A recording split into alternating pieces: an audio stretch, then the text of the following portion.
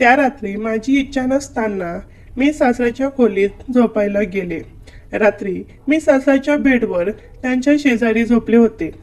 सासरे रात्री बिना शर्ट झोपायचे हे मला त्या दिवशी समजलं. त्यांनी माझ्या समोरच त्यांचा कुर्ता बाजूला केला. त्यांना पाहून मला तर फार लाज वाटत होती. मी त्यांना पाठमोरी होऊन पांघरून ओढून झोपून गेली. त्यांच्या काही वेळाने माझ्या अंगावर सासऱ्यांचा हात आला आणि त्यांचा तो स्पर्श साधारण नव्हता. अचानकच ते माझ्या फारच जवळ आले होते. त्यांचा हात नको त्या ठिकाणी जायला लागले होते. त्यांनी माझ्या अंगावर हात टाकून मला एवढ्या जोराने पकडलं होतं जसं की त्यांनी उशी पकडली असावी. त्याचा मला स्पर्श होताच मी जोराने ओरडले आणि मी शेजारीत नसलेल्या नमस्कार मित्रांनो, माझे नाव अंजली आहे. माझ्या कुटुंबामध्ये आई बाबा, माझी एक लहान बहीण आणि भाऊ आहे. मी सगळ्यात मोठी आहे. मी दिसायला खूप सुंदर आणि शरीराने सडपातळ आहे आणि माझं वय 20 वर्ष आहे. आता मी लग्नाच्या वयात आले होते. माझ्यासाठी खूप चांगले चांगले स्थळ येत होते. काही दिवसांनी एका श्रीमंत कुटुंबात माझं लग्न ठरलं आणि महिन्याभरातच माझं लग्न झालं. माझ्या सासरच्या घरी आम्ही तिघेच होतो. मी, माझा नवरा आणि सासरे बुवा. मला सासूबाई नव्हत्या. जेव्हा विशालचं स्थळ आलं तेव्हा माझ्यापेक्षा माझे आई बाबा फार खुश होते, कारण माझ्या सासरे बुवांनी लग्नाचा सगळा खर्च करण्याची जबाबदारी घेतली होती. त्यात मला सासूबाई नव्हत्या. आईचं म्हणणं होतं की आता विशालची आई नाहीये, त्यामुळे लग्न झाल्याच्या दिवसापासूनच तुझा संसार तुझ्या हातात असेल. लग्न झाल्यावर आई म्हटली होती त्याचप्रमाणे सगळा संसार माझ्या हातात आला होता. सासऱ्यांनी तर स्वतः माझ्या हातात घराच्या सगळ्या जबाबदाऱ्या दिल्या होत्या. सुरुवातीच्या महिनाभर सासऱ्यांचं जे वागणं होतं ते पाहून तर मी स्वतःला फार नशिबान समजत होते की मला एवढे चांगले सासरे मिळाले. ते मला सोनेप्रमाणे नाही तर त्यांच्या मुलीप्रमाणे वागवायचे. पण अचानक सासरे जरा नाराज राहू लागले होते. त्यांनी अचानक माझ्याशी बोलणं कमी केलं होतं. मी आणि विशाल परदेशात जाण्याच्या काही दिवसापूर्वी पासून सासऱ्याचं ते वागणं सुरू झालं होतं, जे मला शांत शांत राहू लागले होते.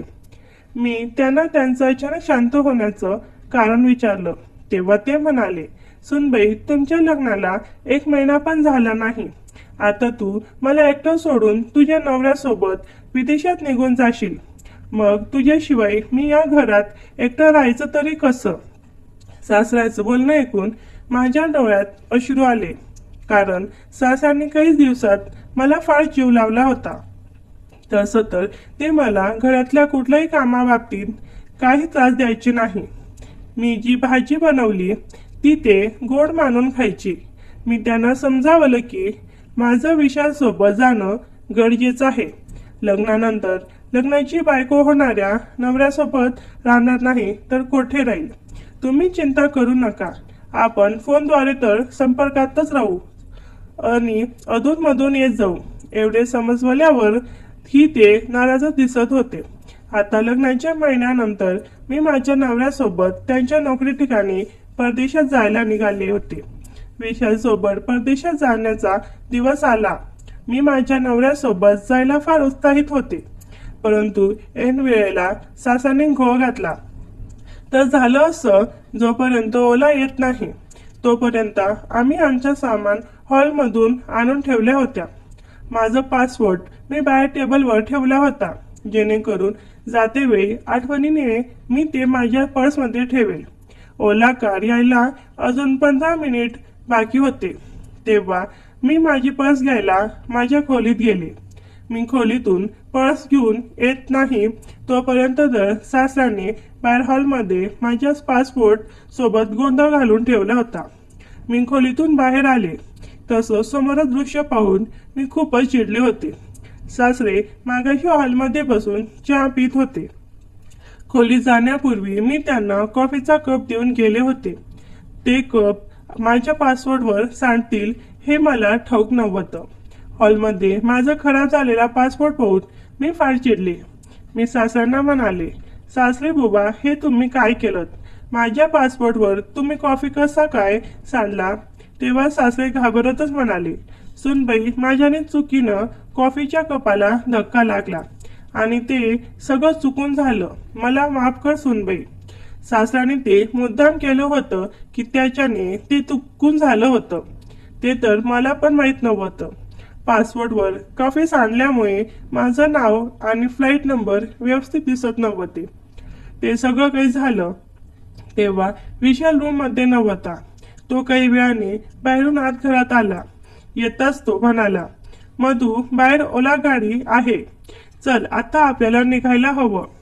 विशाल त्याच्या वडिलाचे पाया पडायला खाली वाकला तशी त्याची नजर माझ्या पासपोर्टवर गेली. पासपोर्ट पाहताच विशाली चिडला होता. त्याला वाटलं की मीच त्यावर कॉफी सांडली आहे.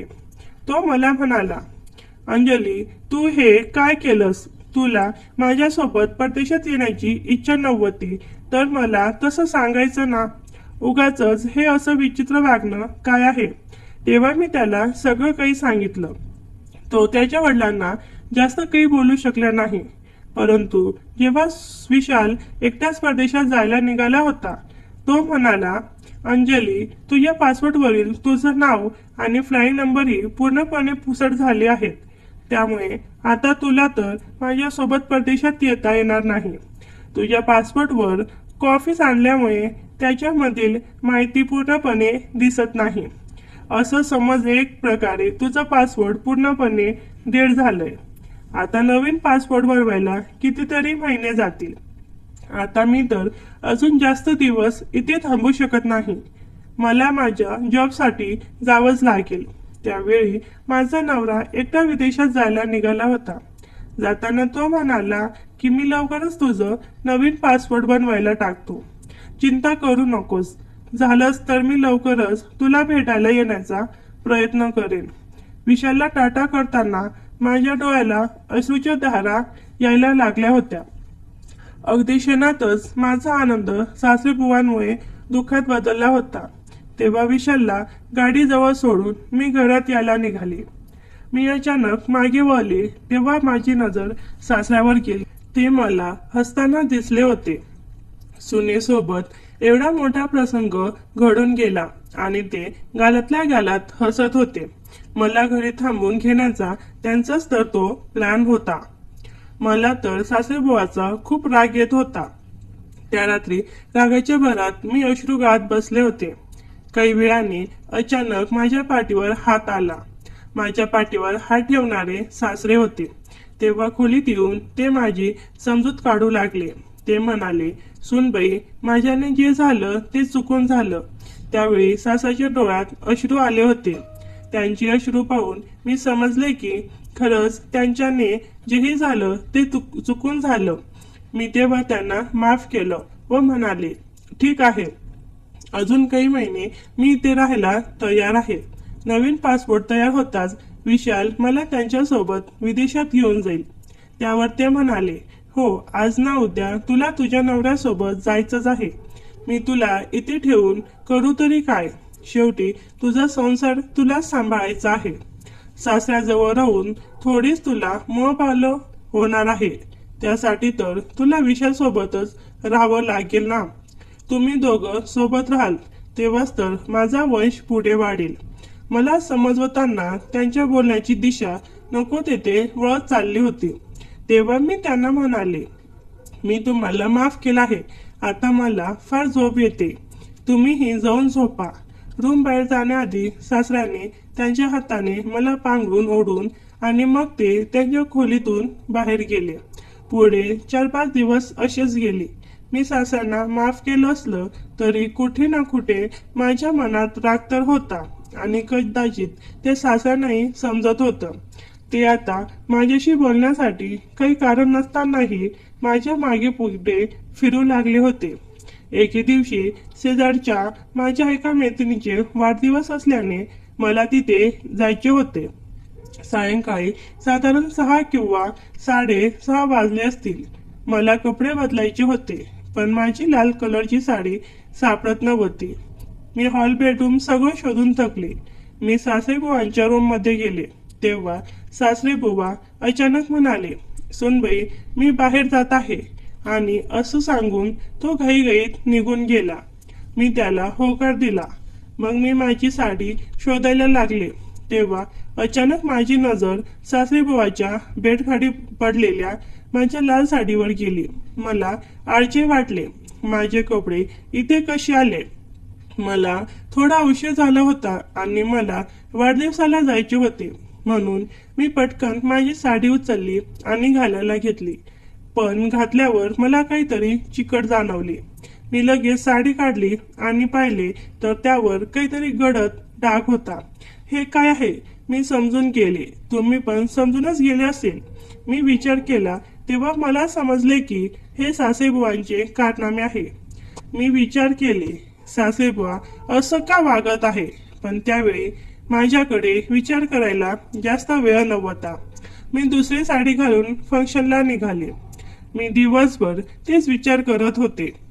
दुसऱ्या दिवशी पुन्हा तेच घडले. सकाळी मी हॉलमध्ये गेले तेव्हा सासरेबुवा बाथरूममधून घाईघाईत बाहेर आले आणि म्हणाले, सुनबाई, मी बाहेर जात आहे. मी होकार दिला आणि ते निघून गेले. मी कपडे बदलत असताना माझी नजर बाथरूममध्ये पडलेल्या एका कपड्यावर गेली. ते पाहून मी थबकले. मी विचार करायला लागले होते की नवरा विदेशात गेल्यापासून सासरेबुवा खूपच येडेचाळे करत आहे. सासरेबुवा आता माझ्या खूपच जवळ यायला लागले होते. आता तर मी काम करत असताना मला काही ना काही मदत करण्यासाठी ते किचनमध्ये येत असायचे. त्या दिवशी मी किचनमध्ये पीठ मळत होते आणि सासरेबुवा माझ्या मागे असलेल्या डायनिंग टेबलवर बसले होते. तेव्हा माझे दोन्ही आहेत ते म्हणाले, सुनबाई, झोप येते असताना मला काही सुधरत नाही. रोज रात्रीची माझी सवय आहे. माझ्या शेजारी असलेली उशी मी अशाच प्रकारे जवळ घेऊन झोपत असतो. कदाचित शेजारी उशी आहे असं समजून मी चुकून तुला बिघडलो. असंही त्यात माझी चूक नाही, कारण तू ही उशीप्रमाणेच अगदी मौशीर आहेस. त्यामुळे मला समजलंच नाही आणि मी उशीला स्पर्श करतोय की तुला. सासऱ्यांचे पाहणे तर एकापेक्षा एक होते. तेव्हा मी अर्ध्या रात्री त्यांच्या खोलीतून बाहेर पडले. माझ्या खोलीत गेल्यानंतरही वारंवार मला सासऱ्यांच्या मगाशी झालेल्या त्या स्पर्शाचा भास होत होता आणि मला माझी चीड येत होती. मी सासऱ्यांसोबत एकटी त्या घरात फसले आहे असं मला वाटू लागलं होतं. पुन्हा पुढच्या दिवशी दिवसातून 4 वेळा सासऱ्यांचं अंग थरथरलं होतं आणि त्यांनी माझ्याकडून सेवा करून घेण्याचा एकही चान्स सोडला नव्हता. ते कधी माझ्याकडून हातापायाला तेल लावून घेत होते तर कधी मला त्यांच्याजवळ बसवत होते. त्या दिवशी त्यांनी मला त्यांच्या डोक्याला तेल मालिश करायला सांगितले होते. तेल मालिश करत असताना मी सासऱ्यांच्या जवळ उभे होते. मी माझ्या कामात गुंग असताना सासऱ्यांनी अचानक त्यांची मान फिरवली. त्यावेळी त्यांचा चेहरा थेट माझ्या गळ्यांच्या खालच्या बाजूस स्पर्श झाला. त्याचा मला नको तिथे स्पर्श होताच मला फार राग आला होता. मी तेव्हाच त्यांना म्हणाले की आज नंतर मी तुमचे हे कसलेही काही काम करणार नाही. मी तुमची केअरटेकर नाही, तुमची सून आहे. सुनेकडून कुठला सासरा असे काम करून घेतो? तेव्हा मी सासऱ्यांवर पहिल्यांदाच एवढे चिडले होते. त्यांनी मुकाट्याने माझं सगळं बोलणं ऐकून घेतलं होतं. तेव्हा मी फार रागात होते. रागाच्या भरात मी स्वतःला खोलीत बंद करून घेतलं. काही वेळाने माझ्या मोबाईलवर नवऱ्याचा फोन आला. मी लगेच रडायला लागले. विशाल मला म्हणाला, काय झालं आहे? का रडत आहेस? पण मी सासऱ्यांबद्दल काही बोलू शकले नव्हते, कारण विशालला माझ्यावर भरोसा आला नसता. मी विशालला बोलले की मला तुझी खूप आठवण येत आहे. आपल्या लग्नाला 1 महिना पूर्ण झालं नव्हतं आणि तुम्ही मला सोडून गेले. मी अजून रडायला लागले. विशालने मला शांत बसवलं आणि बोलता बोलता मला झोप लागली. मी चांगली गाढ झोप घेतली होती, त्यामुळे झोपेतून उठल्यावर माझे डोळे पूर्णपणे उघडले होते. सकाळी उठताच मी बाथरूममध्ये गेले. बाथरूममध्ये जाताच मी स्वतःला आरशात ज्या अवतारात पाहिलं त्या अवतारातच स्वतःला पाहून मी तर थक्कच राहिले होते. मी नवरीच्या विषयात होते. ते तर मला माहीत होतं, परंतु त्यावेळी माझ्या कपाळावर खूप लांब असं सिंदूर होतं आणि गळ्यात एक नवीन प्रकारचं मंगळसूत्र होतं. त्या डिझाईनचं मंगळसूत्र माझ्याकडे तर नव्हतं. मग अचानक त्या नवीन डिझाईनचं मंगळसूत्र माझ्या गळ्यात आलं कुठून? आणि एवढं मोठं सिंदूर मी लग्न झाल्यापासून आजपर्यंत तरी भरलं नव्हतं. बहुतेक काल रात्री मी विशालचे प्रेमात जरा जास्तच गडगड झाले होते, त्यामुळे मी त्यांच्या प्रेमाच्या गप्पा ऐकून एवढं सिंदूर भरलं असेल. असो, तेव्हा मी माझं आवरून खोलीतून बाहेर गेले. सासरे मला बाहेरच्या हॉलमध्ये टीव्हीवर बातम्या बघताना दिसले. तरी पण मला एवढं मोठं सिंदूर आणि गळ्यातलं मंगळसूत्र बद्दल सासरेबुवाला विचारले तर सासरेबुवा माझ्यावर खूप चिडले. त्यावर ते म्हणाले, सुनबाई, तू मला ज्या प्रकारे प्रश्न केला तसंच मीही वेडेवाकडे तुला उत्तर देत आहे. आता तू सांग, विशाल अचानक इथे कसा येईल? तो तर त्याच्या जॉबसाठी परदेशात आहे. तुला अचानकच विशाल घरी आला असं कसं वाटलं? तुझी झोप तर पूर्ण झाली आहे ना?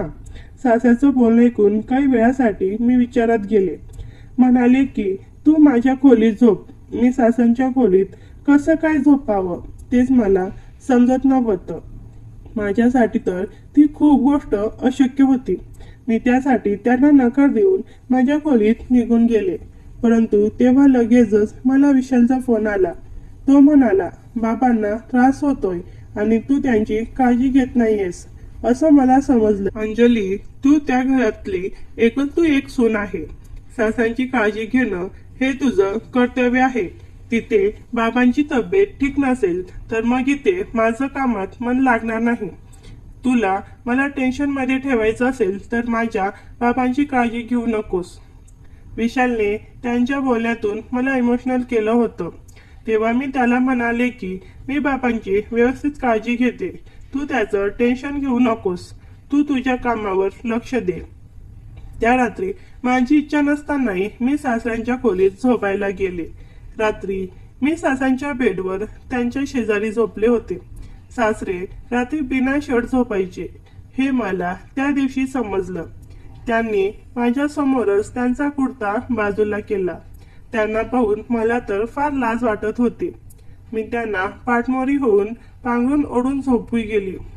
त्यांच्या काही वेळाने माझ्या अंगावर सासऱ्यांचा हात आला आणि त्यांचा तो स्पर्श साधारण नव्हता.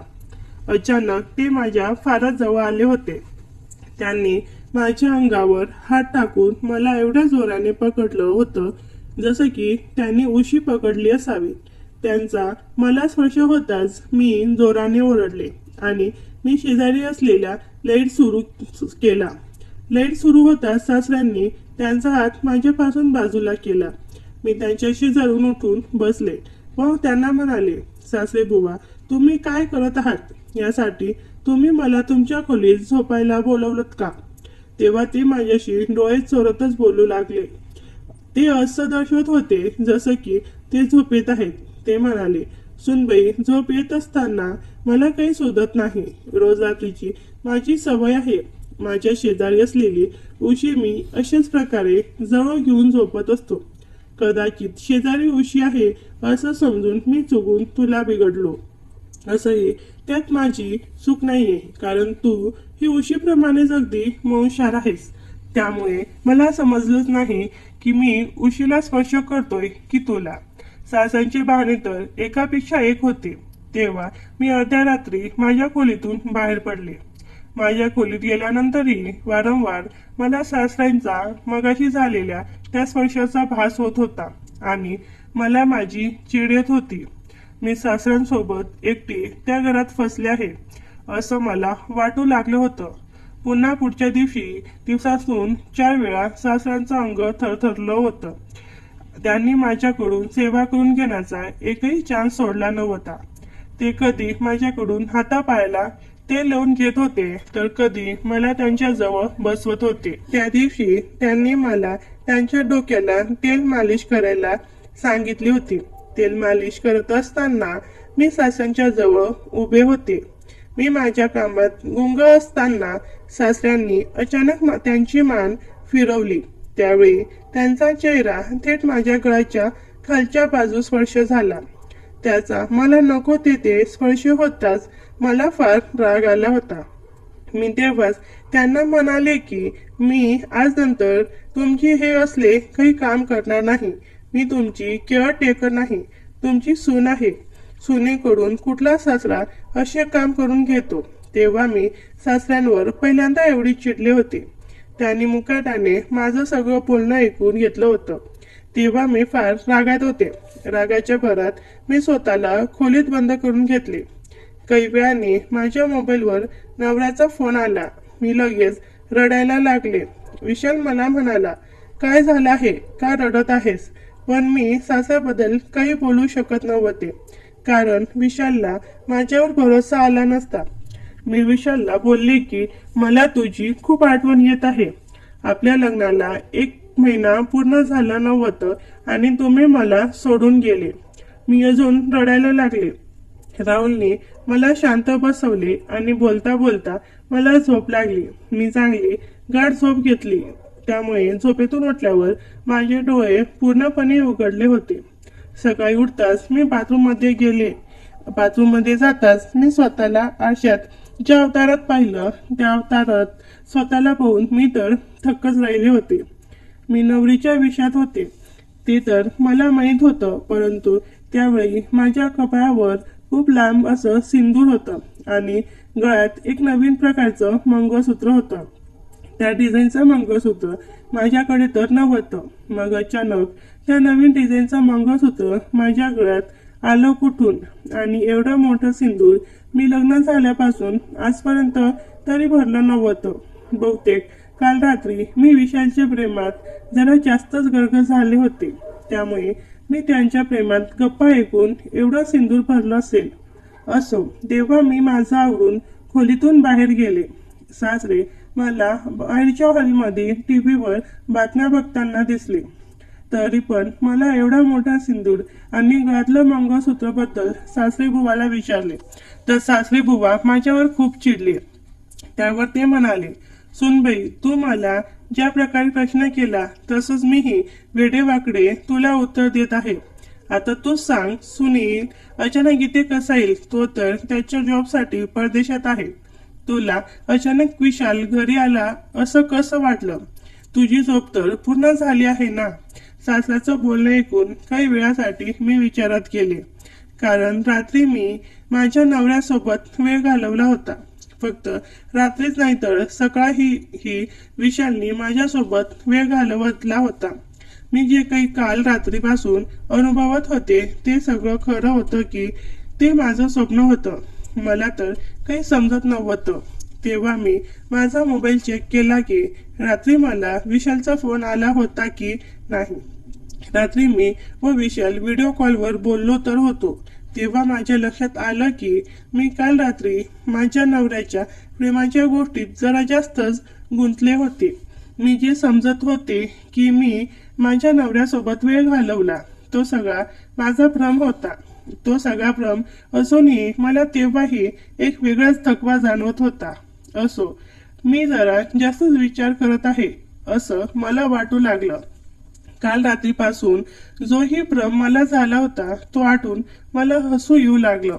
मी माझ्यासोबतच झालेला तो किस्सा विशाललाही सांगायचं ठरवलं. तेव्हा मला घरात फारच काम होते, म्हणून मग मी त्याला संध्याकाळी फोन लावायचं ठरवलं.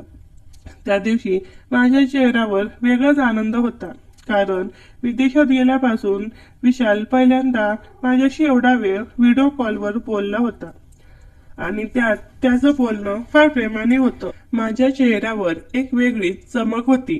तशीच काहीशी चमक मला सासरेबुवांच्या चेहऱ्यावरही दिसून येत होती. अचानकच त्यांच्या चेहऱ्यावर ती कसली चमक आली होती कोणास ठाऊक. त्या दिवशी संध्याकाळी मला मोका वेळ मिळताच मी विशालला व्हिडिओ कॉल करू लागले. त्याला कॉल करण्याआधी मी छान तयार झाले होते. विशालने माझ्यासाठी पाठवलेला तो रेड गाऊन घालून मी छान तयार झाले. मी त्याला व्हिडिओ कॉल करणारच तोच मला त्याचा प्रोफाईल फोटो दिसेनासा झाला आणि माझ्या मोबाईलवर काहीतरी मेसेज आली. मी त्या मेसेज फोटोवर क्लिक केलं. तेव्हा तर माझ्या पायाखालची जमीनच सरकली होती. कारण मी जे फोटो बघत होते ते विशालचे होते, परंतु कोणा स्त्री सोबत, आणि ती त्याची गर्लफ्रेंड नसून बायको आहे असं वाटत होतं.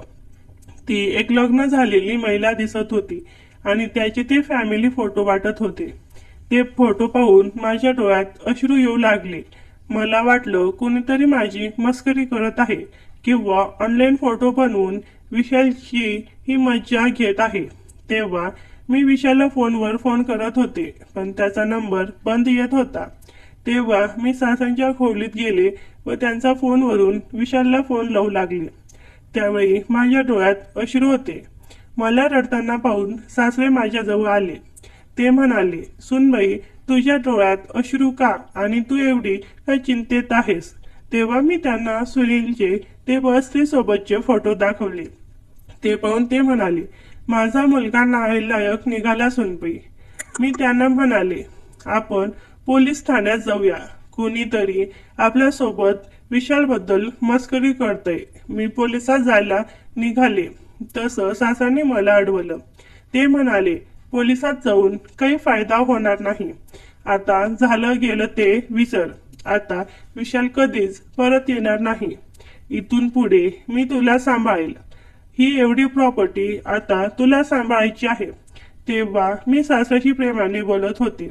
ते ऐकून मी म्हणाले, जरी ते माझा नवरा नसेल तर मी तुमची प्रॉपर्टी सांभाळून करीत काय?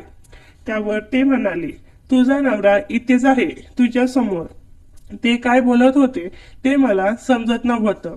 त्यांनी तेव्हा मला त्यांच्या व त्यांच्या लग्नाचे फोटो दाखवले. सासरे म्हणाले, मी आहे तुझा नवरा. काल रात्रीच आपलं लग्नही झालं आणि लग्नाची पहिली रात्रही आपण सेलिब्रेट केली. तू मला ज्या प्रकारे प्रेमाने जवळ केलं होतंस त्यावरून तुझं प्रेम मी समजलोय. आज सकाळी तू उठताच मला जवळ केलं होतंस. सासऱ्याचं बोलणं ऐकून मी अजूनच चकित झाले. त्यांनी काल माझ्याशी धोक्याने लग्न केलं होतं आणि जो मी भ्रम समजत होते तो माझा भ्रम नव्हता. ज्याला मी बेशुद्धीच्या अवस्थेत माझा नवरा समजत होते तो माझ्यासोबत वेळ घालवणारा व्यक्ती माझे सासरे होते. तेव्हा मी त्यांना असं दर्शवलं की मला त्यांच्यासोबतच लग्न मान्य आहे. मी त्यांच्यासोबत जरा जवळतेने वागू लागले. तसं त्यांनी मला सगळं खरं सांगितलं. विशाल त्याचा मुलगा नव्हताच. ते म्हणाले, विशाल माझ्या दूरच्या मित्राचा मुलगा आहे. तो 2 मुलाचा बाप आहे. तो पैशासाठी किती लालची आहे हे मी जाणून होतो, म्हणून मी या कामासाठी त्याला निवडलं. मी त्याला हवा तेवढा पैसा दिला. त्या बदलात तो माझं हे काम करायला तयार झाला. माझ्याजवळ एक विवाह जुळवणीचा ग्रुप आहे. त्यात मी तुला बघितलं होतं.